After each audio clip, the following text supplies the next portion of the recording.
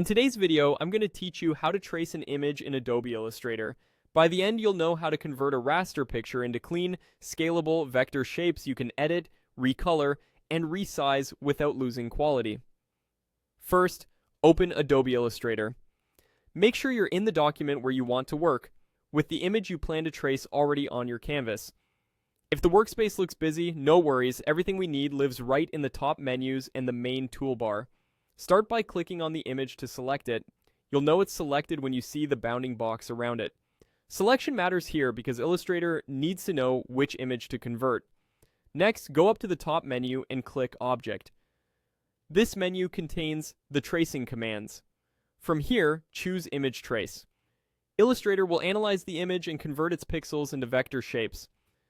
Depending on your version, you may see presets along the top bar, things like high fidelity photo or black and white logo. It's fine to stick with the default if you're just getting started. If the preview looks a little rough, give it a second to process. Complex images can take longer. Once the trace looks acceptable, click Make and Expand. This finalizes the trace and turns it into actual vector paths that you can edit. After expanding, your artwork is no longer a live trace. It's a set of shapes, often grouped, that behave like any other vector object in Illustrator. Now, choose the Direct Selection tool. This is the white arrow in the toolbar.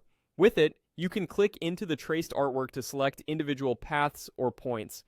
This is great for refining little details, nudging a corner, deleting a stray shape, or isolating a piece you want to adjust. When you're done inspecting details, switch back to the regular selection tool, the black arrow. This lets you move, scale, rotate, or select the entire traced group at once, which is handy before you apply color changes.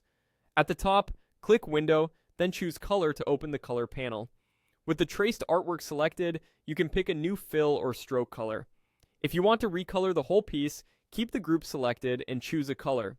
If you want to recolor specific parts, use Direct Selection to target those shapes first, then pick a color. For subtle control, you can adjust sliders. For quick results, click a swatch. That's it. You've opened your project, selected the image, traced it, expanded it into editable vectors, inspected with Direct Selection, returned to selection for overall control, and used the color panel to apply the look you want.